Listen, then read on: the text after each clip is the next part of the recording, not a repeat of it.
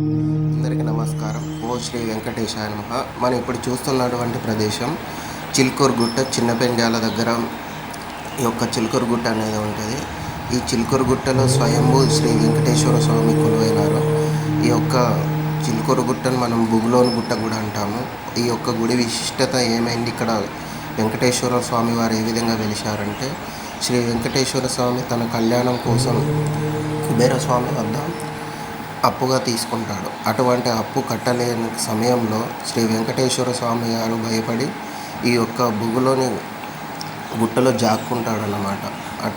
అప్పుడు కుబేర స్వామి వారు ముల్లోకాలంతా తిరుగుతూ ఉండగా శ్రీ వెంకటేశ్వర స్వామి ఈ గుడిలో ఉన్నాడని తెలిసి ఇక్కడికి వచ్చి కుబేర స్వామి శ్రీ వెంకటేశ్వర స్వామికి, నా అప్పు ఎలా తీర్చాలో నువ్వు భయపడిన అవసరం లేదు, దానికి ఒక సలహా ఉంది.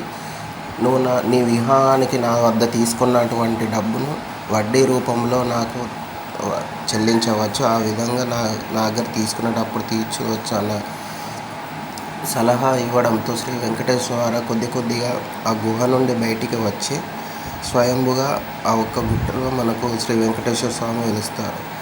అందుకే గుట్టకు బుగులు అని అంటే భయం, అందుకే దీనికి బుగులోని గుట్ట అనే పేరు కూడా వచ్చింది.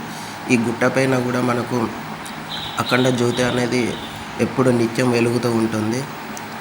ఈ అఖండ జ్యోతికి మనం మెట్ల ద్వారా గుట్ట మీకు వెళ్ళినట్టు చూడొచ్చు. అక్కడ కూడా శ్రీ వెంకటేశ్వర స్వామి వారి శిలా విగ్రహాలు, అలాగే చిన్న కవుల విగ్రహాలు మనకు అక్కడ దర్శనమిస్తాయి.